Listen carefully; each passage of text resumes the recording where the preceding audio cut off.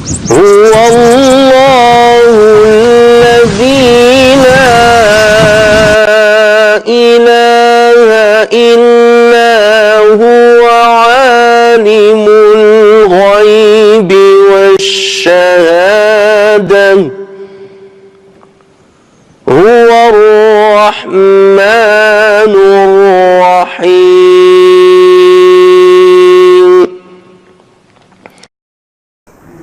بسم الله الرحمن الرحيم، والصلاة والسلام على أشرف المرسلين سيدنا محمد وعلى آله وصحبه أجمعين. اللهم علمنا ما ينفعنا وانفعنا بما علمتنا وزدنا علما ووفقنا لما تحب وترضاه برحمتك يا أرحم الراحمين يا رب العالمين.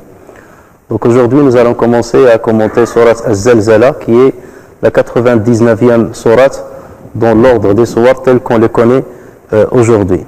Dans cette Surat, Allah Azza wa Jal dit Bismillah ar-Rahman ar-Rahim إذا زلزلت الأرض زلزالها, quand la terre tremblera d'un violent tremblement, وأخرجت الأرض أثقالها, et que la terre fera sortir ses fardeaux, وقال الإنسان ما لها, et que l'homme dira qu'a-t-elle, يومئذ تحدث أخبارها, ce jour-là elle contera son histoire, بأن ربك أوحى لها, selon ce que ton Seigneur lui aura révélé ou lui aura ordonné. يومئذ يصدر الناس أشتاتا ليروا أعمالهم, ce jour-là les gens sortiraient séparément pour que leur soient montrées leurs œuvres. فمن يعمل مثقال ذرة خيرا يره, quiconque fait un bien fût-ce du poids d'un atome le verra. ومن يعمل مثقال ذرة شرا يره, et quiconque fait un mal fût-ce du poids d'un atome le verra. Donc comme vous le remarquez, il y a 8 versets, mais on verra qu'il n'y a pas l'unanimité des savants sur le nombre de versets dans cette sourate. On commence donc comme d'habitude par l'identité de cette sourate, en commençant par le titre qui lui a été donné. Et comme on a souvent vu, les titres qui sont donnés aux sourates ne sont pas des titres qui ont été forcément choisis par le prophète sallallahu alayhi wa sallam. Et c'est pour cela qu'on peut trouver des divergences entre les savants, notamment les exégètes, quant au titre donné à chaque sourate. Donc cette sourate aussi n'a pas échappé à la règle, puisque le premier titre par lequel elle est le plus connue, c'est sourate Az-Zalzala. Az-Zalzala, bien que ce terme-là, tel qu'il est, n'est pas prononcé dans cette sourate. Normalement, Allah Azza wa Jalla, dans le premier verset, il dit إِذَا زُلْزِلَتِ, donc là il s'agit d'un verbe, زُلْزِلَتِ الْأَرْضُ زِلْزَالَهَا, et là il s'agit d'un complément d'objet مفعول مطلق, et non pas, donc il n'y a pas zalzala, donc ça c'est un terme qui a été donné en référence à ce qui a été cité dans cette sourate, ça veut dire l'événement qui aura lieu lors de la fin du temps, comme on le verra. Donc on la connaît par sourate Az-Zalzala. Mais dans certains masahif, on lui a donné un autre nom qui est sourate Az-Zilzal, en faisant référence à al-maf'ul mutlaq qui est à la fin de cette sourate, zilzalaha, en enlevant le pronom le ha qui revient à la terre. Donc ida zilzilatil ardu zilzalan, en enlevant le pronom. Donc ils ont choisi ce dernier terme qui est le maf'ul et ils l'ont attribué comme titre, ou bien ils l'ont choisi comme titre pour cette sourate. Et pour d'autres savants, elle a été nommé sourate إِذَا زُلْزِلَتِ. Comme on le fait assez souvent pour plusieurs sourates, on prend la première phrase ou bien les deux premiers mots, comme c'est le cas ici. Et là, on le trouve chez l'imam al-Bukhari, ainsi que ses plusieurs exégètes, sourate إِذَا زُلْزِلَتِ. Et d'ailleurs, on le retrouve aussi dans plusieurs hadiths qui parlent de cette sourate, ou bien du mérite de cette sourate, on le verra. Et dans ces hadiths-là, le récit qui a été rapporté sur certains compagnons, ces derniers, ils disaient sourate إِذَا زُلْزِلَتِ, lorsque sourate إِذَا زُلْزِلَتِ. C'est comme ça que certains compagnons l'ont intitulé. Alors concernant le nombre de versets, comme je vous l'ai récité, comme vous le trouvez dans la majorité de masahif, notamment les masahif qui ont été imprimés à Médine, donc il y a 8 versets. Ceci dit, il y a d'autres savants qui considèrent qu'il y a 9 versets. Et ça, on le trouve assez souvent dans les sourates où les savants divergent sur la subdivision des phrases en plusieurs versets. Parfois, ils fusionnent entre deux phrases en les considérant comme un seul verset. Et parfois, ils séparent entre les phrases en considérant qu'ils sont qu'ils font 2 versets, voire même plus, comme on l'a souvent vu. Alors la majorité des savants considèrent qu'il y a 9 versets dans cette sourate. Mais les savants de Koufa, eux, ils ont opté seulement pour 8 versets, puisque lorsque Allah Azza wa Jal dit يَوْمَئِذٍ يَصْدُرُ النَّاسُ أَشْتَاتًا لِيُرَوْا أَعْمَالَهُم. Pour les gens de Koufa, ils ont fusionné entre ces 2 phrases. يَوْمَئِذٍ يَصْدُرُ النَّاسُ أَشْتَاتًا لِيُرَوْا أَعْمَالَهُم l'ont considéré comme un seul verset, alors que la majorité l'a considéré comme 2 versets. يَوْمَئِذٍ يَصْدُرُ النَّاسُ أَشْتَاتًا, point, et l'autre verset لِيُرَوْا أَعْمَالَهُم. Voilà pourquoi on passe de 8 à 9 versets.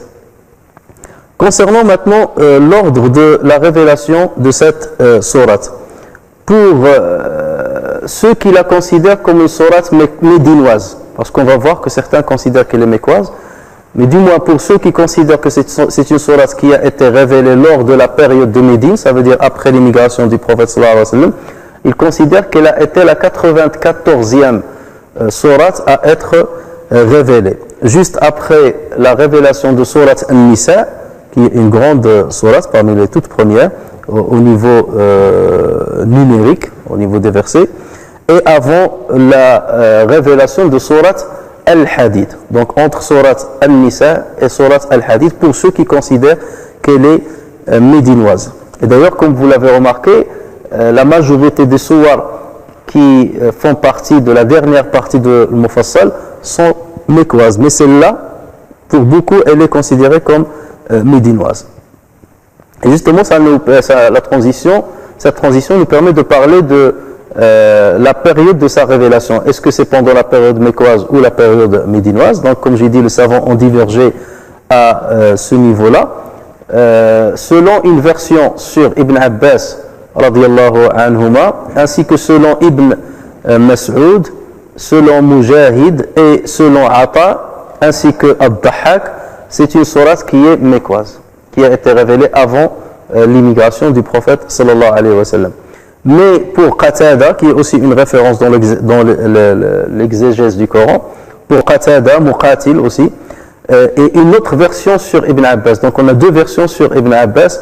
Il s'agit d'une sourate médinoise. Donc vous voyez que les avis sont assez partagés. Et c'est ce qui a poussé l'imam Ibn Atiyya al-Andalusi, qui est une grande référence de l'exégèse du Coran chez les Malikites, de dire que cette sourate, une partie, la toute première partie, les 5 premiers versets ont été révélés à la Mecque, et les derniers versets, les 2 derniers versets, ça veut dire le 7e et le 8e, donc les 6 premiers versets ont été révélés à la Mecque, et les 2 derniers versets ont été révélés à Médine. Ça veut dire à partir de l'endroit où Allah Azza wa Jal dit فَمَنْ يَعْمَلْ مِثْقَالَ ذَرَّةٍ خَيْرًا يَرَهُ وَمَنْ يَعْمَلْ مِثْقَالَ ذَرَّةٍ شَرًّا يَرَهُ. Pour Ibn Atiyya, il dit que ces 2 versets ont été révélés à Médine de par la cause de révélation que nous allons tout de suite voir. Concernant maintenant le mérite de cette surah, il y a des hadiths qui ont été rapportés sur le mérite de la lecture de cette sourate, et notamment un hadith qui a été répété par plusieurs chaînes de transmission. Ainsi on voit l'imam Tirmidhi ainsi que l'Hakim qui rapporte sur Ibn Abbas radiyallahu anhuma que le prophète sallallahu alayhi wa sallam a dit إِذَا زُلْزِلَتِ équivaut à la moitié du Coran. Ça veut dire celui qui récite إِذَا زُلْزِلَتِ الْأَرْضُ زِلْزَالَهَا aura une récompense qui équivaut à celui qui récite la moitié du Coran. Et dans ce même hadith, le prophète a cité d'autres sourates. Donc déjà, comme je vous ai dit tout à l'heure, dans ce récit-là, il est dit إِذَا زُلْزِلَتِ. Voilà le titre qui a été donné à cette sourate, dans ce hadith rapporté sur le prophète sallallahu alayhi wa sallam. Et cet énoncé-là a été rapporté par plusieurs chaînes de transmission. Néanmoins, toutes ces chaînes de transmission sont faibles. Et ça, c'est le cas de la majorité des sourates à propos desquelles on a rapporté qu'il y a un mérite particulier. Il y a certains mérites pour certains sourates qui ont été rapportés par des récits authentiques, et on l'a souvent dit, comme la sourate Qul Huwallahu Ahad, mais la majorité des mérites que vous entendez sur la récitation de certains sourates viennent de certains hadiths qui ne sont pas authentiques. Et ça, ceci revient au fait que à une période de l'histoire des musulmans, les gens ont commencé à s'intéresser beaucoup aux hadiths plutôt qu'au Coran. Et certains ont eu la mauvaise idée de forger parfois des hadiths pour montrer le mérite de la récitation de certains sourates afin d'inciter les gens à réciter ces sourates. Mais nous savons très bien que quand bien même on ait une bonne intention, on n'a pas le droit de mentir sur le prophète sallallahu alayhi wa sallam, encore plus sur des questions comme celle-ci qui relève de la lecture du Coran. Mais les savants, bien entendu, ont bien étudié, ont tamisé ces hadiths-là pour montrer ceux qui sont authentiques de ceux qui ne le sont pas ou bien qui sont même forgés parfois et généralement. Alors, quelle est la cause de la révélation? Et c'est elle qui nous permet même de savoir si qui nous permet souvent de savoir si la sourate a été révélée à la Mecque ou à la Médine. Alors, il y a des récits, mais ces récits pareils ne sont pas très authentiques. Et c'est la cause de la divergence entre les savants sur la période de révélation de cette sourate. L'imam Muqatil, rahimahullah, il rapporte un récit dans lequel il dit que cette sourate a été révélée à cause de deux hommes médinois. Et cette précision-là, c'est elle qui a poussé les savants à dire qu'elle est médinoise. Donc deux hommes médinois qui ont commencé, le premier a commencé à sous-estimer la récompense des petites aumônes qu'on peut faire. Il a dit Allah Azza wa Jalla ne va pas rétribuer sur une aumône une petite aumône telle que le fait de donner une date ou le fait de donner un morceau de pain. Allah Azza wa Jalla ne va rétribuer que lorsqu'on donne de ce qu'on aime, que lorsqu'on donne quelque chose qu'on aime pour nous-mêmes. Dans ce cas, il donne une rétribution. Donc quelque part, il a sous-estimé le bienfait lorsqu'il est petit. Et pour lui, la récompense ne peut venir que sur un bienfait ou un service qui est grand. Quant à l'autre homme, lui, il a sous-estimé les petits péchés. Il a dit, Allah Azza wa Jal ne menace de l'enfer et ne promet l'enfer que pour ceux qui ont commis des grands péchés. Allah Azza wa Jal ne va pas nous faire punir par l'enfer lorsqu'on a fait un petit péché, a-t-il dit, comme le fait de faire une petite médisance, ou bien un petit mensonge, ou bien un petit regard malsain, non acceptable par l'islam. Donc vous avez d'un côté quelqu'un qui sous-estime les petits bienfaits, ou la récompense des petits bienfaits, et quelqu'un qui sous-estime les petits péchés. Et donc c'est à propos de ces allégations, ces deux allégations, qu'Allah Azza wa Jal aurait révélé cette sourate qui se termine par les deux derniers versets qui disent فَمَنْ يَعْمَلْ مِثْقَالَ ذَرَّةٍ, celui qui fait un bien fût-ce le poids d'un atome, khayran yara, il verra du bien, et celui qui fait du mal fût-ce le poids d'un atome, il verra du mal. Donc il n'y a pas à sous-estimer les bienfaits ni les péchés. Et c'est pour cela donc que plusieurs ont considéré que cette sourate, suivant ce récit-là, a été révélée à Médine. Mais d'autres disent qu'elle a été plutôt révélée à la Mecque. Pourquoi? Parce que la structure de cette sourate, sa tonalité, l'objet qu'elle aborde, c'est l'exemple même des sourates mécoises. C'est des sourates qui sont courtes, qui parlent énormément de l'au-delà, qui menacent, qui parlent du bienfait qu'il faut accomplir, comme on l'a vu d'ailleurs avec les sourates précédentes. Donc ils disent que les caractéristiques de cette sourate nous font pencher à penser que c'est une sourate qui est mécoise et non médinoise. Et pour concilier entre ces deux avis, c'est là où Ibn Atiyya rahimahullah a dit il se peut que la première partie est mécoise, parce qu'il ressemble aux sourates mécoises, et au vu de ce récit-là qui parle de ces deux personnes, donc elle serait, ces deux derniers versets seraient révélés à Médine. Mais il y a aussi d'autres récits qui disent que ces deux personnes étaient plutôt de la Mecque, ces deux personnes qui qui ont dit cela étaient de la Mecque et c'est ce qui a poussé certains à dire qu'elle est mécoise. Donc toujours est-il, donc il n'y a pas unanimité des savants à ce propos, mais bien entendu, comme on a dit, la structure de la solat et ses caractéristiques laissent plus penser qu'elle est mécoise. Alors venons-en maintenant au premier verset. إِذَا زُلْزِلَتِ الْأَرْضُ زِلْزَالَهَا. Et comme d'habitude, donc, comme on a dit, les savants ont classifié les sourates en 10 catégories selon ce par quoi elles commencent. Cette sourate, elle commence par un iftitah sharti, donc par une condition. Ida, c'est comme une condition, c'est un outil de condition, c'est adatu shart, c'est une conjoncture de condition. Et le nombre de sourates qui commencent avec cette forme-là est de 7. Il y a 7 sourates dans le Coran qui commencent par une condition ou par une conjonction de conditions. Première sourate, c'est l'Waqi'a, Idha waqa'ati l'Waqi'a, quand l'événement arrivera. La deuxième sourate, c'est Al-Munafiqun, Idha ja'aka al-Munafiqun, quand les hypocrites viennent à toi. La troisième sourate, c'est sourate At-Takwir, Idha ash-shamsu kuwirat, quand le soleil sera obscurci. Ensuite vient sourate Al-Infitar, Idha as-sama'u fatarat, quand le ciel se rompra. Ensuite vient sourate Al-Inshiqaq, Idha as-sama'u shaqqat, quand le ciel se déchirera. Ensuite, la sourate qu'on est en train de commenter, sourate Az-Zalzala, Idha zulzilatil ardu zilzalaha. Et enfin, sourate An-Nasr qu'on a déjà vu, Idha ja'a nasrullah, lorsque viendra le secours d'Allah. Donc parmi ces 7 sourates qui ont commencé avec cette forme-là, 5 parlent de l'au-delà, parlent du dernier jour. Donc l'Waqi'a, At-Takwir, l'Infitar, l'Inshiqaq, Zalzala. Et les 2 restantes, à savoir le Munafiqun et Nasr, ils parlent d'un événement autre qui ne relève pas forcément de l'au-delà. Les Munafiqun qui sont venus dire au prophète sallallahu alayhi wa sallam, tu es le messager de Dieu. Et Surat Nasr, quand la victoire de Dieu arrivera.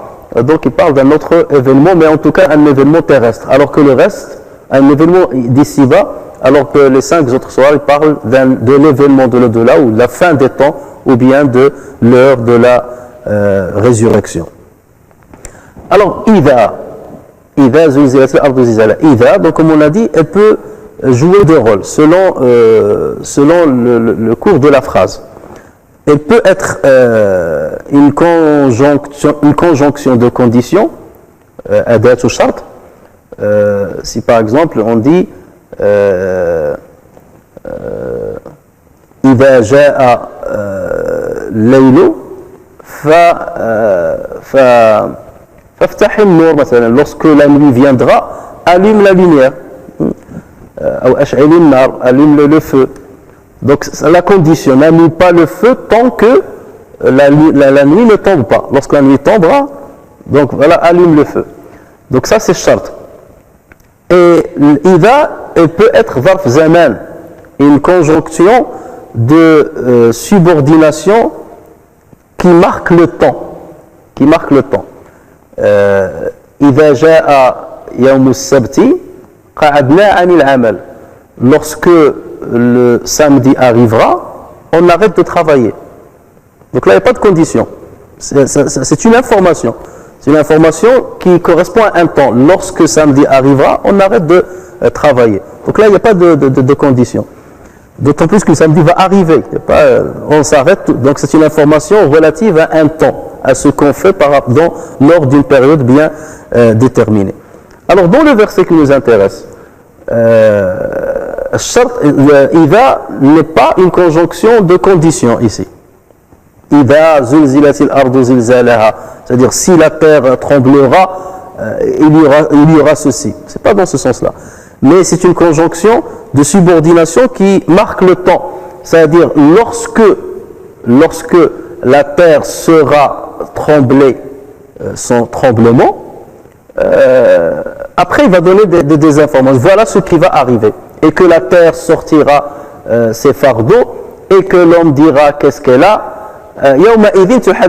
ce jour-là, elle va raconter son histoire. Lorsqu'elle tremblera, elle va raconter son histoire. Donc là, il n'y a pas de condition, c'est seulement une conjonction qui marque le temps. Donc c'est comme ça qu'il a été utilisé dans ce verset.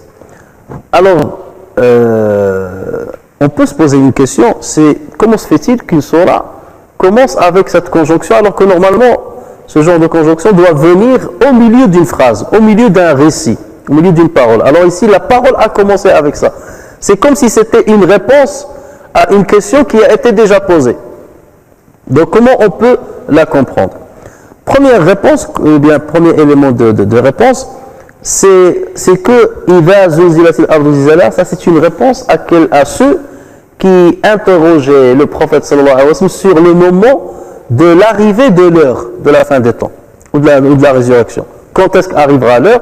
Donc Allah Azza wa Jal, c'est comme s'il leur dit, l'heure arrivera lorsque la terre tremblera sans violent tremblement. Là, sachez que l'heure va arriver. Et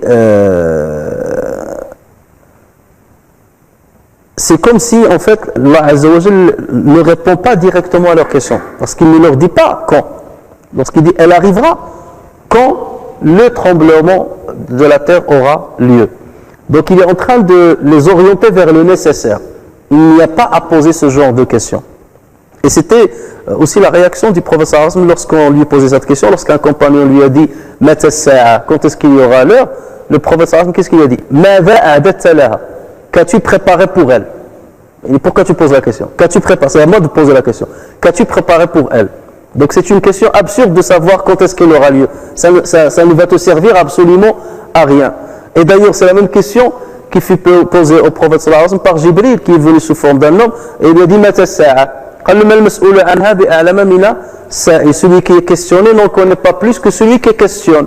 Après, il a dit quels sont ces signes avant-coureurs. Voilà, à la limite, c'est nécessaire de savoir les signes avant-coureurs pour qu'on se prépare, parce que ces signes-là permettent aussi de marquer la véracité du prophète sallallahu alayhi wa sallam, de voir que voilà, les événements qu'il a prédits sont bel et bien arrivés. Et lorsqu'on voit ces événements, qui en général sont des événements regrettables, on essaie de les différer au maximum. C'est quelque chose qui n'est pas acceptable, ou bien de voir le mal et ainsi de suite. C'est quelque chose qu'au moins ne doit pas être des gens qui ont initié ces choses-là. Parce que ce sont toujours des choses qui sont généralement qui sont des choses qui sont absurdes, notamment les petits signes avant-coureurs. Donc Allah Azza wa Jal dit, c'est comme s'il leur dit, l'heure arrivera lorsque la terre tremblera, et il continue pour leur dire, et lorsque la terre comptera son histoire, va raconter ce que vous avez fait sur elle. Donc il est en train de leur dire, travaillez, préparez-vous pour elle, et ne posez pas la question quand est-ce qu'elle viendra. Ce qui compte, c'est votre heure, lorsque vous allez mourir. C'est ça votre heure qui va arriver déjà avant, et posez-vous la question, qu'avez-vous préparé pour votre heure personnelle. La deuxième réponse, c'est que Allah Azza wa Jal est en train de nous parler du moment où la terre va compter, où finalement la terre va compter son histoire. C'est comme si la terre, elle a archivé ce qui s'est passé sur elle depuis qu'Allah Azza wa Jal l'a créée. C'est elle qui est plus à même d'archiver ce qui s'est passé sur elle. Tous les événements qui sont passés sur elle. Lorsque nous étudions l'histoire, on essaie de comprendre ce qui s'est passé au passé. Mais la terre, elle est témoin de ce qui s'est passé sur elle. Donc tout le monde dit, mais j'aurais bien aimé que la terre raconte ce qui s'est passé sur elle. Voilà, et elle va raconter même ce que j'ai fait sur elle. Et là, Azza wa Jal va dire, ben oui, elle va raconter ce qui s'est passé sur elle, mais le jour où elle tremblera sans tremblement. Donc c'est comme s'il me dit, voilà, le jour où elle tremblera sans tremblement, elle va raconter ce qui s'est passé sur elle, mais notamment, elle va raconter ce que vous avez fait sur elle. Et c'est sur cela que vous allez être jugés le jour de la résurrection.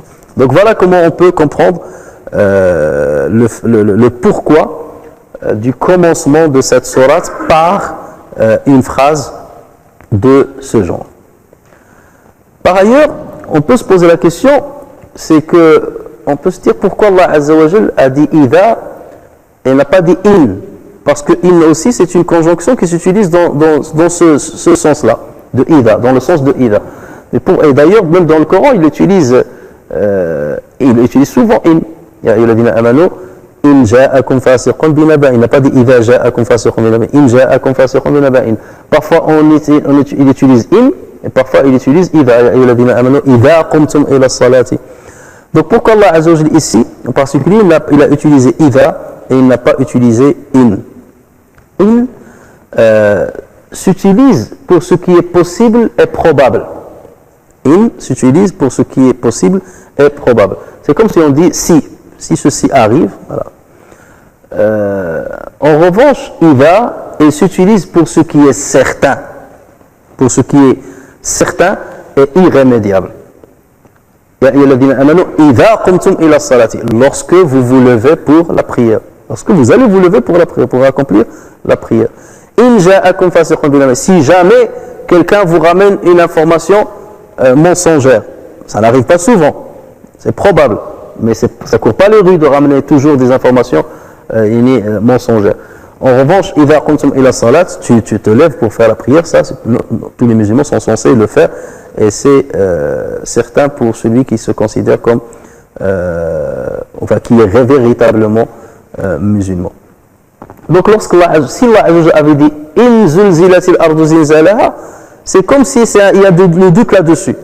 C'est pas sûr qu'elle va trembler. Mais lorsqu'Allah a dit idha zulzilatil ardu zilzalaha, ça veut dire qu'elle va trembler. Il n'y a pas de doute là-dessus. Idha ja'a nasrullahi wal fath, lorsque le secours d'Allah Azza wa Jalla arrivera et la victoire. Donc là, ça va arriver. Il n'y a pas de doute là-dessus. Les munafiqun, ils sont allés voir le prophète sallallahu alayhi wa sallam, ils lui ont dit on croit, tu es le messager de Dieu. Et là, je lui ai dit idha ja'akum, parce que c'était quelque chose qui est déjà cette fois-ci arrivé. Idha shamsu kuwirat, idha nujumun kadarat, idha sama'u furijat, ainsi de suite. Idha, ça veut dire que c'est quelque chose qui va certainement arriver. Voilà pourquoi l'utilisation de idha se justifie plutôt que in. Idha zulzilati. Zalzala, ça veut dire il a tremblé. Zulzilat, elle a tremblé. Donc la terre a tremblé. Donc ici, il fait référence à un tremblement de terre. Nous savons très bien que les tremblements de terre peuvent être plus ou moins violents et peuvent causer des drames ou ne pas causer de drames. Au point que, comme vous le savez, les scientifiques ont établi une échelle. L'échelle la plus connue, c'est l'échelle de Richter en 1935. Et c'est une échelle qui va de 1 jusqu'à 9, le tremblement le plus bas au tremblement le plus haut, donc on l'a mis jusqu'à 9. Et on considère que 9, c'est dévastateur, c'est un tremblement dévastateur. Le 1, c'est un tremblement de terre qui ne cause pas de dégâts matériels. Et le tsunami, qui est arrivé en 2004, était le tremblement de terre le plus fort qu'on n'a jamais enregistré, dont on se rappelle. Et la magnitude de ce tremblement de terre est arrivée à 9,1 à 9,3 sur l'échelle de Richter. Et ça a dépassé, donc le 9 qu'on a mis, il l'a dépassé, c'est pour ça qu'on a 9,1, 9,3. Et c'était, comme vous le savez, dévastateur. Il a fait énormément ce tremblement. C'était un tremblement au niveau des plaques tectoniques. Donc c'est pas l'épicentre était dans les plaques tectoniques qui sont dans l'océan. Il y a une plaque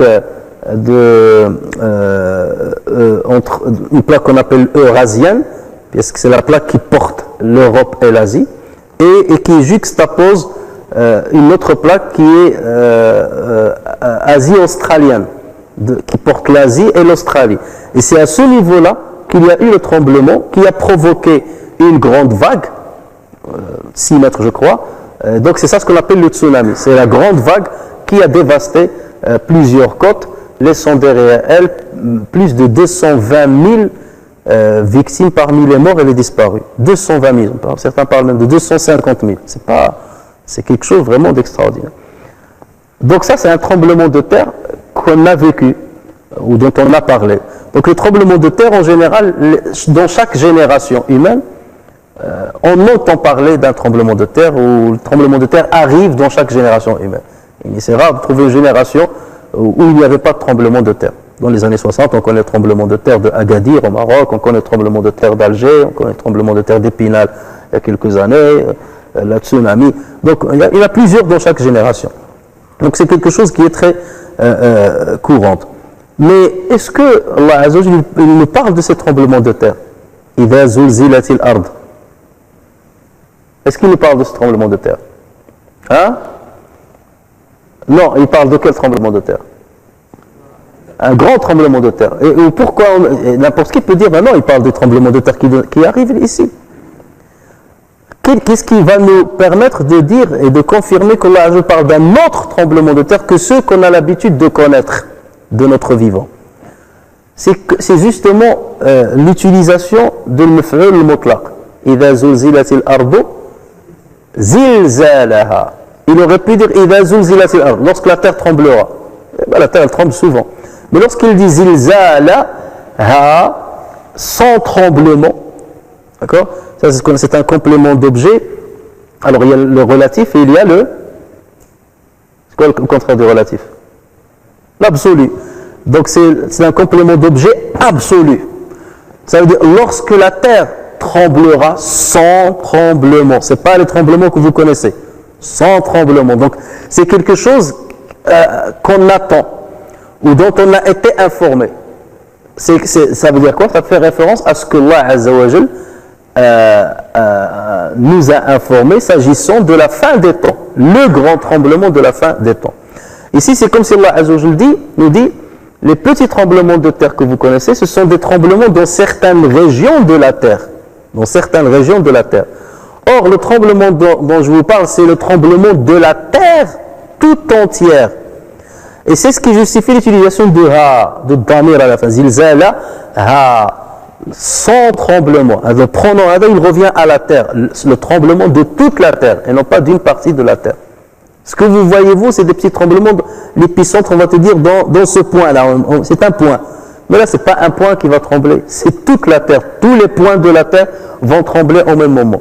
Alors, si un petit point a fait 250 000 victimes, tremblement d'un petit point a fait 250 victimes. Imaginez le tremblement de terre de tous les points de la terre, de toute la terre. C'est quelque chose, voilà. Il n'y a pas lieu de comparer entre les deux tremblements.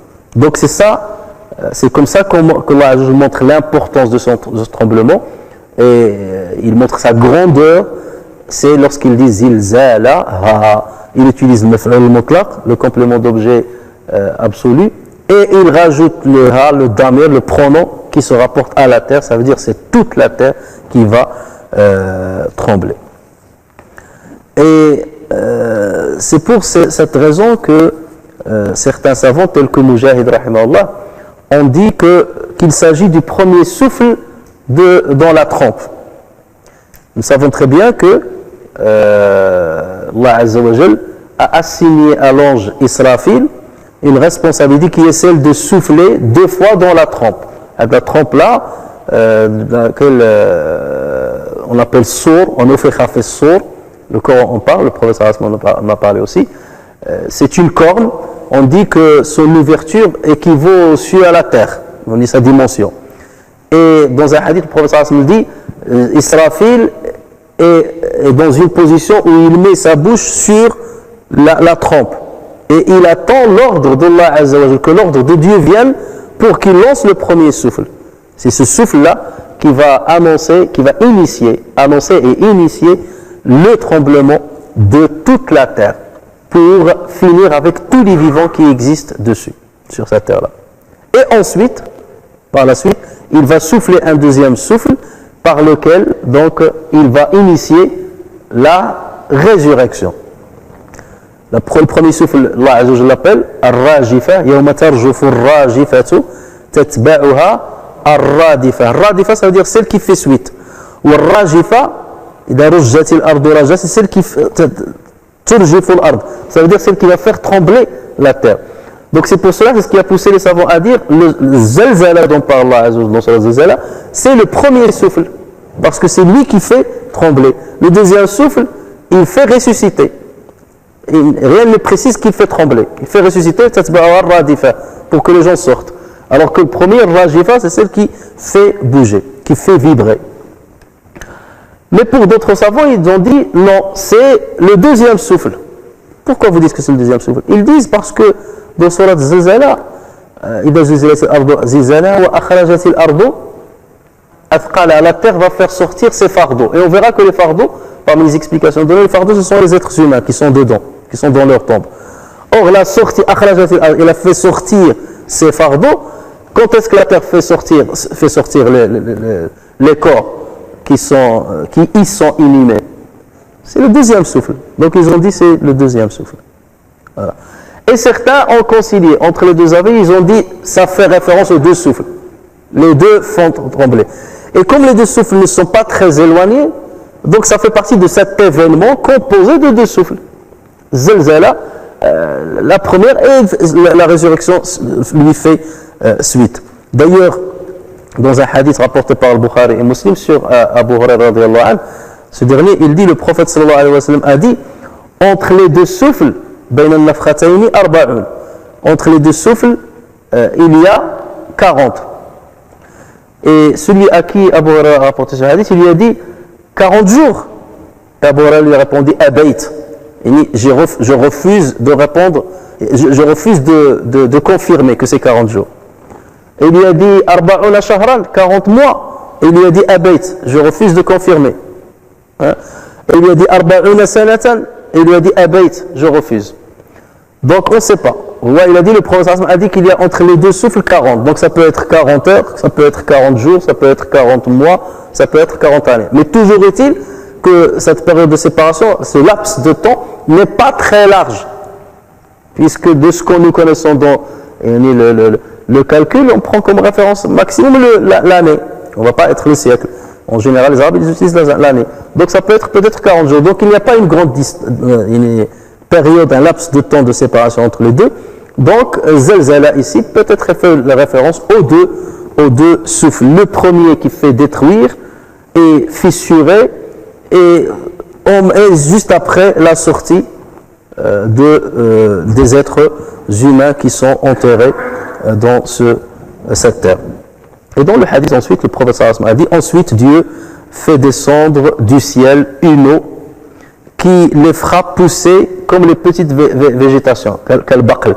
Il va faire pousser les gens comme la petite végétation qui pousse lorsque la pluie tombe. Imaginez, vous êtes dans un endroit désertique, dès que la pluie tombe, quelques jours après, vous voyez la verdure et la végétation qui pousse partout. Ça sera exactement pareil.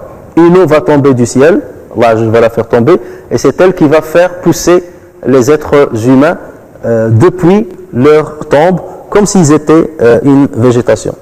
Et le prophète sallallahu alayhi wa sallam a dit, tout ce qui constitue l'homme sera usé, parce que tellement il est resté longtemps dans la terre, tout ce qui constitue l'homme sera usé, sauf un seul os.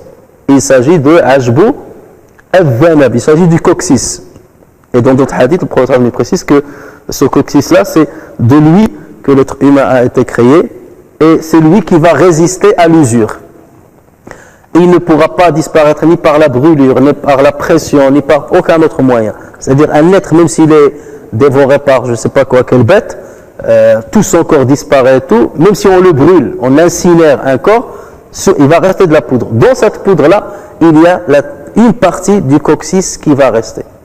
Et certaines études disent que cette partie, c'est dans la partie du coccyx-là que se situe la première cellule qui a été obtenue lors de la fécondation des deux gamètes, le spermatozoïde et l'œuf. Parce que lorsque le spermatozoïde et l'œuf fusionnent, ils donnent une cellule. D'accord? Ils donnent une cellule. Cette première cellule va se diviser en deux. Comment elle va se diviser? Les éléments, l'ADN qu'il y a dans les chromosomes de cette cellule-là va se dédoubler. Elle va fabriquer une copie. D'accord?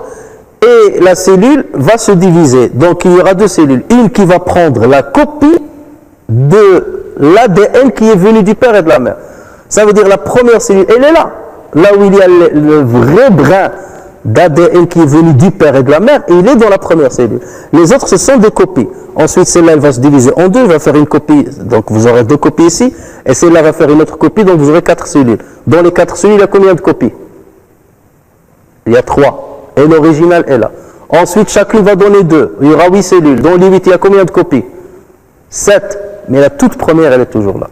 Et cette première, c'est là lorsque la différenciation cellulaire commence, la cellule d'origine, elle se situe au niveau du coccyx. Et d'ailleurs, le point de gravité chez nous, ça se situe plutôt à cet endroit-là. Et c'est presque le milieu du corps humain, et c'est de là que tout va pousser. Et la différenciation cellulaire va venir, les cellules qui vont se différencier pour donner les muscles, ceux qui vont donner les ossements, ceux qui vont donner le sang, ceux qui vont donner les neurones, et ainsi de suite. Mais la toute première cellule qui contient les brins d'ADN du père et de la mère, elle se trouve au niveau du coccyx. Donc celle-là, elle ne disparaît pas. Et lorsque là, je vais faire descendre cette taux-là, lorsqu'il va toucher cette cellule-là, c'est comme s'il va la stimuler et il va recommencer son développement exactement comme il l'a fait auparavant lorsqu'il était dans l'utérus de la mère. Elle va se développer et redonner exactement la même personne puisque les caractéristiques génétiques sont toujours là. Elle va redonner exactement la même personne qui a disparu après et qui a été usée après sa mort, par cette eau qui est descendue du ciel. Et plusieurs versets donc montrent que cette eau-là, que l'eau va faire régénérer et ressusciter l'être humain comme on régénère et on ressuscite la végétation après qu'elle ait disparu. Alors maintenant, إذا زلزلت الأرض إذا زلزلت الأرض, si on veut faire la bonne traduction. Bon, la traduction que je vous ai faite, c'est quoi? Que vous trouvez dans les Corans traduits, les livres traduits du Coran, c'est lorsque la terre tremblera. Alors, c'est pas la bonne traduction, si on veut choisir l'ordre des mots. Ida, lorsque. Zulzilat, lorsque tremblera la terre. D'accord? Alors que vous allez trouver lorsque la terre tremblera. Il a commencé par la terre, donc par le complément d'objet, et ensuite le verbe.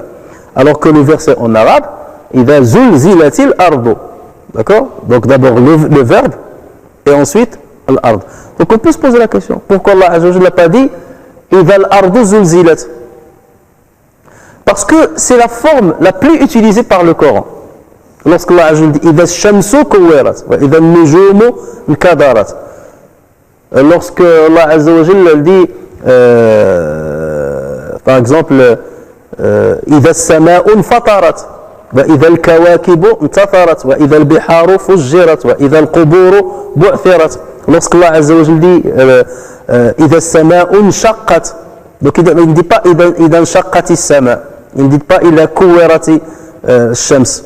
Il commence par le complément et ensuite le verbe. Mais ici, paradoxalement, il commence par le verbe et ensuite le complément. إذا زلزلت الأرض. On peut se poser la question, pourquoi? Tout simplement parce que les autres événements auxquels j'ai fait référence sont des événements qui n'arrivent pas de notre vivant. Que le soleil s'éteint. Hein? Ça n'arrive pas chez nous. Que le ciel se fissure. Jamais on a vu le ciel qui s'est fissuré de notre vivant. Donc tous ces événements concernent des choses qui vont arriver après notre disparition, ou bien qui vont arriver le jour du jugement exclusivement. Et ils n'ont pas leur semblable de notre vivant. En revanche, le tremblement de terre, c'est quelque chose qu'on vit. Bien entendu à une moindre mesure que le tremblement de toute la terre. Mais on a cet événement-là, on le connaît, on le vit. Et personnellement, parfois, on a vécu un tremblement de terre. Donc, puisque c'est quelque chose qui est déjà connu chez les êtres humains, Allah Azza wa Jal a commencé par le verbe et ensuite le complément. Parce que c'est un événement assez connu à une moindre mesure chez les êtres humains. Contrairement aux autres événements qui annoncent la fin des temps, qui sont exceptionnellement, qui n'arriveront exceptionnellement qu'au moment de la fin des temps. D'accord? Donc c'est là où vous voyez pourquoi cette inversion. Et c'est comme ça qu'il faut qu'on stimule notre curiosité pour poser des questions lorsqu'on voit quelque chose qui sort de l'ordinaire dans le Coran. C'est qu'il y a forcément une sagesse derrière.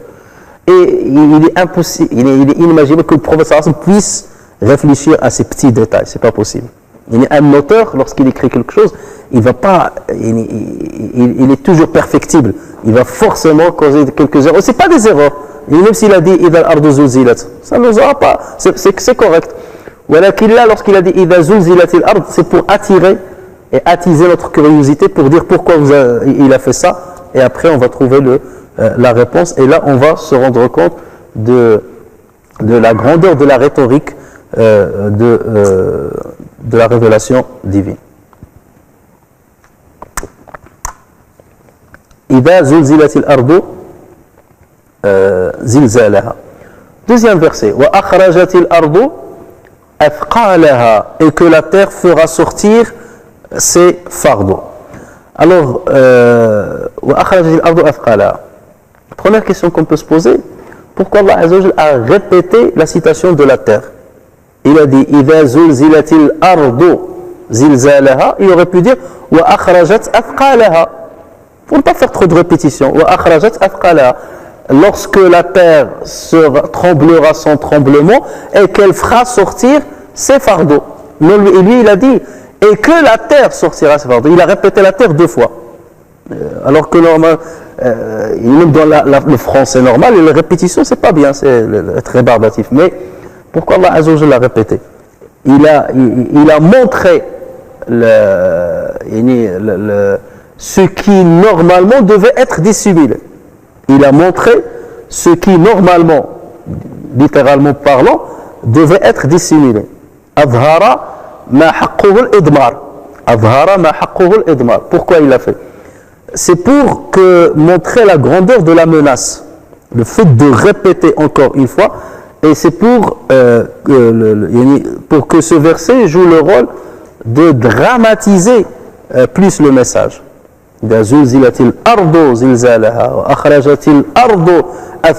C'est quelque chose d'extraordinaire. Elle va sortir de ses tripes les lourdeurs qu'elle porte, les fardeaux qu'elle porte. Donc là, c'est pour comprendre pourquoi il a répété encore une fois. Il a répété al-ard. Al-athqal, c'est un pluriel, c'est un mot pluriel qui est le pluriel de thiql. Al-thiql. Et le thiql, ça fait référence à la charge ou bien au poids. La charge qui est lourde ou à la lourdeur. Ça fait référence à la charge. Alors, ce terme dans ce verset-là, l'athqal, les lourdeurs ou bien les fardeaux de la terre, fait référence à quoi? On peut les comprendre, ça peut avoir différents sens. Dans ce verset-là, l'athqal, les fardeaux, peuvent avoir différents sens et qui sont corrects et valables les uns et les autres dans cette sourate. Et c'est pour ça qu'Allah a choisi, il aurait pu dire la terre a fait sortir les morts, ou il a fait sortir les gens, ou il a fait, s'il voulait dire que les gens, il aurait pu dire ça. Mais pourquoi il a dit l'athqal? C'est parce que ce terme-là va faire référence à plusieurs choses, et ces choses-là elles vont sortir de la terre. Première chose, ce terme, c'est un terme coranique qui a été utilisé par ailleurs dans le Coran, fait référence à l'ins ou l'jinn. Dans surat Ar-Rahman, Allah Azza wa Jalla dit sanafrughu lakum ayyuha athqalan. Sanafrughu lakum ayyuha athqalan. Athqalaha athqalan, puisque c'est au duel. Thaqalan, ça fait référence à quoi? Ça fait référence aux humains et aux djinns. Nous allons bientôt entreprendre votre jugement, ô vous les deux charges.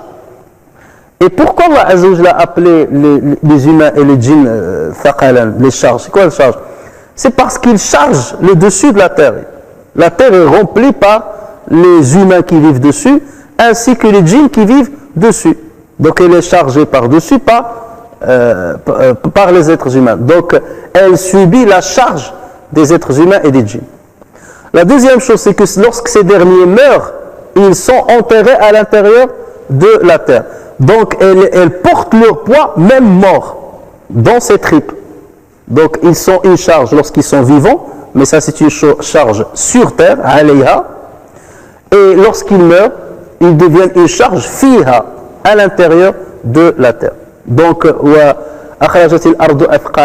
ce sens-là, ça veut dire quoi? La terre va faire sortir les humains et les djinns, parce que ce sont eux qui ont été responsabilisés par Allah Azza wa Jalla, et ils doivent rendre compte de ce qu'ils ont œuvré sur terre, et ils doivent être ressuscités pour être jugés et punis ou rétribués en conséquence de leurs bonnes ou mauvaises œuvres. Et là, c'est comme à l'image, la terre, c'est comme à l'image d'une femme qui est enceinte et qui va accoucher de la lourdeur qu'elle a. Vous savez, la femme, lorsqu'elle est enceinte, elle prend du poids au fur et à mesure, et vous voyez même sa démarche, comment elle marche, elle tient son dos, pourquoi pas, elle te dit, je porte de la lourdeur. Avec 4 kilos, tu peux prendre 4 kilos comme tu veux, les habits 4 kilos, ça ne pose pas de problème, elle a un bidon de 4 kilos, 2 bidons, et tu marches normal. Mais la femme, lorsqu'elle porte un enfant de 3 kilos, vous voyez comment elle te dit, c'est pour ça qu'on dit elle a porté. Et lorsqu'on porte, on porte la charge. Donc la terre, c'est comme l'image d'une femme qui va accoucher de ce qu'elle porte dans son ventre. La terre va accoucher de ce qu'elle portait dans son ventre. Elle était en grossesse, des êtres humains qui y étaient inhumés, et elle va donc accoucher de ces êtres humains pour qu'ils sortent vers une nouvelle vie. C'est une nouvelle naissance pour les êtres humains. Et la terre va sortir ce qu'il y a dans son ventre. Donc, regardez cette belle image. Certains savants ont dit que les êtres humains sortent de la terre vivants directement. Ils sortent vivants. Lorsque cette eau tombe, qui est à l'image d'une pluie, elle va toucher cette graine qui se trouve dans le coccyx. Cette graine va pousser d'un seul coup et l'homme va sortir vivant. Pour d'autres savants, non, ils disent le corps sortira, mais c'est par la suite que Allah insufflera l'âme dans les corps. Peu importe, d'abord, dans les deux cas, l'homme finira par être vivant. Et là, la divergence, c'est ça. Certains disent qu'il sortira vivant, et certains disent que le corps sortira, ressuscitera, et ensuite l'âme va revenir à son corps dans lequel il a été abrité pendant dans l'ici-bas.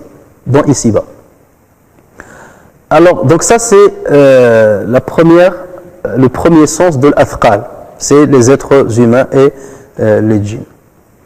Deuxième sens de l'Athqal, ça peut faire référence à tout ce qui est aux biens matériels, comme le mobilier, comme l'or, comme l'argent, comme les pierres précieuses. Ça c'est un bien matériel, et ça on parle aussi de Athqal. Regardez Allah Azza wa Jalla lorsqu'il dit dans le Coran, lorsqu'il parle des bestiaux, de l'an'am, wa tahmilu athqalakum ila baladin lam takunu balighihi illa bi shiqqi al-anfus wa tahmilu athqalakum, voilà, athqalakum, c'est-à-dire ces bestiaux-là, ils portent vos fardeaux, athqalakum, vos lourdeurs. Donc là, ça fait référence à quoi? Aux bestiaux. Lorsqu'on les utilise, on met nos biens matériels pour voyager d'un pays à un autre. Donc on met quoi? On met le mobilier, on met l'argent, l'or, tout ce qui nous est cher, on le met. Donc ça aussi, ça s'appelle l'Athqal. Et donc selon ce sens-là, la terre sortira quoi? Elle sortira les biens matériels que recherchaient les gens lorsqu'ils étaient vivants. Donc il va sortir tous les trésors qu'il y avait dans son intérieur. Ça veut dire, l'or va sortir. Les gens, l'homme se donnait de la peine pour aller fouiller à l'intérieur de la terre pour chercher l'or, ou pour aller chercher l'argent, ou pour aller chercher les pierres précieuses. Dernièrement, je regardais une émission où des enfants rentraient au Sri Lanka, je crois, ils rentraient à l'intérieur de tunnels, à l'intérieur de la terre, et parfois ça s'effondrait sur eux, ils mouraient, pour aller chercher le zirconium, des petites pierres précieuses, et contre un peu d'argent, un peu de monnaie malheureusement, et beaucoup parmi eux mouraient, certains ont été sauvés, mais ils sont devenus handicapés à vie, des choses dramatiques. Et lorsqu'on voit ça, regardez cette peine où l'homme risque sa vie pour aller chercher la richesse à l'intérieur de la terre, où l'on peut commettre des crimes pour aller chercher les richesses. La majorité des problèmes du monde entier, c'est autour de quoi? Autour du pétrole. C'est quoi le pétrole? Une richesse qui est à l'intérieur de la terre. Les drames des peuples périssent à cause de la recherche de ce qu'il y a à l'intérieur de la terre. D'ailleurs, la majorité des problèmes du monde, c'est à cause de ça. L'uranium, le pétrole, l'or, et les politiques internationales tournent autour de ça. Et le massacre des peuples, et tout ce que vous pouvez imaginer, le despotisme tourne autour de aller chercher les richesses qu'il y a dans les profondeurs de la terre. Donc, si on prend ce sens-là, là, jusqu'ici, il est en train de nous dire « Wa akhrajatil ardu athqala, lorsque la terre sortira les richesses que vous cherchiez, pour lesquelles vous vous donniez de la peine, et pour lesquelles vous étiez des transgresseurs, et pour lesquelles vous étiez devenus des despotes, et pour lesquelles vous êtes devenus des voleurs, et pour lesquelles vous avez coupé les liens familiaux, et que vous allez les voir en face de vous. Qu'est-ce que vous allez en faire maintenant? Alors là-bas, ils se présentent à vous. Vous allez les chercher avant, et maintenant c'est eux qui vont venir jusqu'à devant vous. Ils vont vous servir à quelque chose? Imagine d'abord quelqu'un qui est en train de mourir, d'agonir. Et toi, tu vas, pour lui faire plaisir, tu vas à sa banque et tu leur dis, je veux vider tout le compte bancaire de monsieur Intel parce que, voilà, il m'a donné une procuration.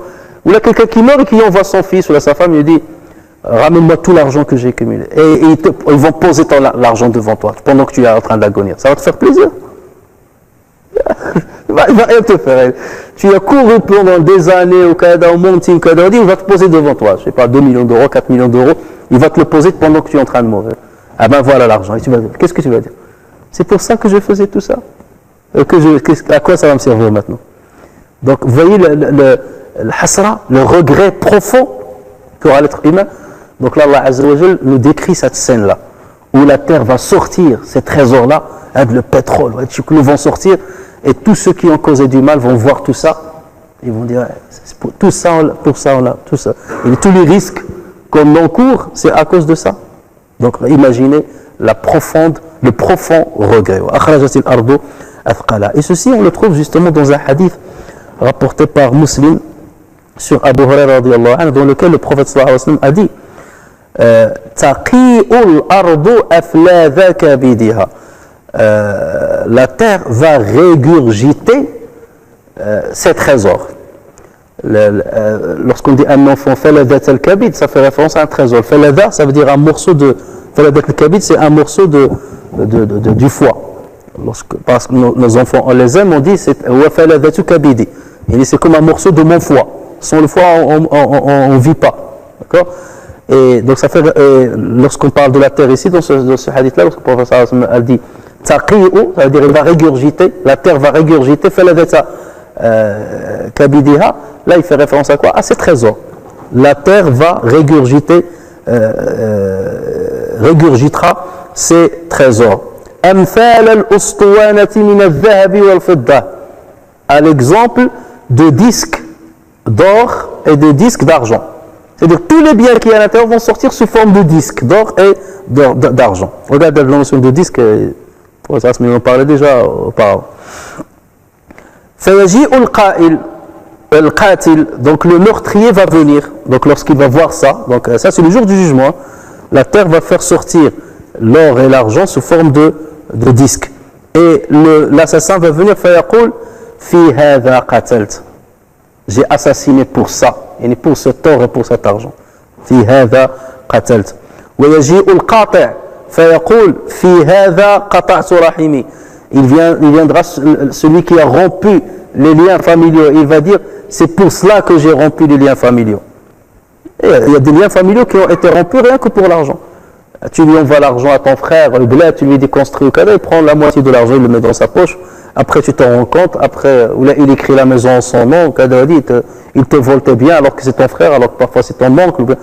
Et les liens familiaux sont coupés. Ben, il viendra, il va dire, c'est à cause de ça que j'ai rompu mes liens familiaux. Le voleur viendra, il dira, c'est pour cela que ma main a été coupée. Et ensuite, le prophète me dit, ensuite, ils délaisseront tout ce bien-là, tous ces disques d'or et d'argent, et ils ne vont rien en prendre. Parce qu'à cette période-là, ceci ne sert absolument à rien. Il servait peut-être ici-bas, il y en a encore, mais là-bas, il ne servira absolument à rien. Donc, ce hadith-là, qui est rapporté par Muslim, réconforte l'idée selon laquelle ce sont les biens matériels, l'or et l'argent qui sont cachés dans les profondeurs de la terre. Le troisième sens, et on terminera peut-être par ça, le troisième sens de charge, ce sont les secrets. Lorsque toi tu as un secret, un grand secret, et tu veux le dire, tu dis je suis en train de porter une grande charge, une grande charge que j'arrive pas à sortir. Donc ça aussi ça se dit de thiql. Donc si on prend dans ce sens-là, la terre sortira ses secrets. C'est quoi ces secrets? C'est ce que j'ai dit tout à l'heure. La terre est le meilleur témoin de ce qui s'est passé dessus. Tout ce que tu as vu, les péchés que tu as cachés au plus proche de toi, ce que tu as caché des gens, la terre le sait. Parce que si tu as commis un péché, tu l'as bien commis dans un endroit. Même si tu t'es caché de tout le monde, cet endroit-là, il était sur terre. Et la terre est témoin de ce que tu as fait. Donc la terre a énormément de secrets à dévoiler. Et donc, puisque le secret, thiql se dit du secret, donc la terre a sorti ses secrets. Et ce qui prouve que ce sens-là est valable, c'est que ce jour-là, elle contera ses histoires. Elle racontera ses secrets. D'accord? Donc vous voyez que là aussi, ça va, ça veut dire qu'elle va parler de ses secrets, elle va dévoiler les secrets qu'elle cachait. D'accord? Donc voici 3 sens pour l'Athqal, et vous voyez que les 3 sens correspondent au message envoyé par cette sourate. Et là on comprend que ce n'est pas anodin qu'Allah Azza wa Jal ait choisi le terme Athqal plutôt que l'insan. Il aurait pu dire wa akhrajal ardu al-insan, wa akhrajal ardu al-nas, wa akhrajal ardu al-amwat, ou bien wa akhrajal ardu asraraha, ses secrets. La terre a sorti ses secrets. Dans ce cas, c'est plus les hommes. Elle a sorti ses secrets. Ou bien wa akhrajatil ardu ghina kunuzaha, elle a sorti ses trésors. Dans ce cas, ça serait que le deuxième sens. Mais lorsqu'il a dit l'Athqal, ça supporte et ça englobe les 3 sens. Et les 3 sens se valent et ils sont corrects et donnent plus de richesse à l'imaginaire de celui qui va lire cette sourate. Donc lorsque tu vas la lire, une fois, tu vas mettre une scène devant toi. La terre qui est en train de trembler et il est en train de sortir les êtres humains et ni de leur tombe. Une autre fois, tu vas prier avec cette sourate, la terre est en train de trembler et elle fait sortir l'or et l'argent sous forme de disques. Et les gens qui vont voir ça, ils vont avoir le regret d'avoir couru pour ça. Et une troisième fois, tu vas mettre dans ton imaginaire la scène de la terre qui est en train de sortir les secrets des gens. Un tel a fait ceci, à cet endroit il a fait ça, à cet endroit il a fait ça, à tel moment il a fait ça, à tel moment il a fait ça. Et donc de là, on voit la richesse littéraire du terme Al-Athqal. Et ceci aussi me rappelle un verset dans lequel Allah Azza wa Jalla dit Alam naj'al al-arda kifatan de surat al-Mursalat. Alam naj'al al-arda kifatan ahya'an wa amwata. N'avons-nous pas fait de la terre un endroit les contenant tous? Kifatan, ça veut dire qui contient. Kifatan, les contenant tous, ahya'an, vivants comme morts. Allah a fait de la terre un endroit qui contient les êtres humains vivants comme morts. Qui les contient. Mais là, c'est l'inverse. Il va les régurgiter. Avant, il les contenait, les protégeait. C'est d'elle qu'ils sortent. Et là, il va les régurgiter. Donc c'est comme si c'est une image opposée à ce que Allah a raconté comme caractéristique de cette terre lorsque les êtres humains étaient dessus. Ou lorsque la vie était dessus. Mais lorsqu'on passera à une autre vie, cette caractéristique sera retranchée à cette terre-là et il en aura une autre. Et c'est pourquoi? Parce que justement on est dans une autre dimension. Et c'est exactement comme lorsque Allah Azza wa Jalla dit يَوْمَ تَذْهَلُ كُلُّ مُرْضِعَةٍ عَمَّا أَرْضَعَتْ. تَذْهَلْ, c'est le murdi'a, c'est celle qui allaite. Amma arda'at, ça veut dire l'enfant ou le petit qui est en train d'allaiter. Tadhal, ça veut dire c'est comme l'oubli. Le jour où le murdi'a, celle qui allaite, oubliera ce qu'elle a allaité. Et la mère va oublier son enfant. Chose qui n'arrive jamais normalement. Tu oublies ton enfant, c'est comme s'il n'existait pas. Normalement, une mère elle est prête à donner sa vie pour son enfant. Mais c'est comme ça la terre quelque part. Lorsqu'il y aura ce tremblement-là, ou cet ordre-là, ou ce souffle-là, de Israfil alayhi salam, la terre qui était kifata, qui protégeait les gens ahya'an wa amwata, vivants et morts, il va les oublier, il va les régurgiter, il va les rejeter. Ça y est, j'ai plus ce rôle-là que Allah Azza wa Jalla m'a assigné de me préparer pour vous protéger pendant votre vie et de vous protéger après votre vie. C'était ça mon rôle. Être stable avec les montagnes. Pourquoi toutes ces montagnes, ces rivières et tout ça? C'est pour vous procurer une belle vie. Et Dieu m'a stabilisé pour que vous puissiez vivre sur moi. Et il a mis des chemins, des sentiers pour que vous puissiez voyager sur ma surface. J'étais entièrement à votre service. Et après, et je vous donnais ce qui vous permettait de vous développer. Mais après votre mort, pareil, j'étais à votre service. Je protégeais votre corps. Vous étiez inhumé dans mon ventre. Mais maintenant, ça y est, ce rôle-là est terminé. Parce que la vie d'ici-bas, c'est terminé. Donc là, je vous oublie complètement. Je vous rejette. Allez, débrouillez-vous maintenant. Rendez compte de ce que vous avez fait à ma surface lorsque vous étiez ici-bas. Voilà ce qu'on peut dire donc sur ces deux versets. Et Inch'Allah, la semaine prochaine, on essaiera de terminer les autres.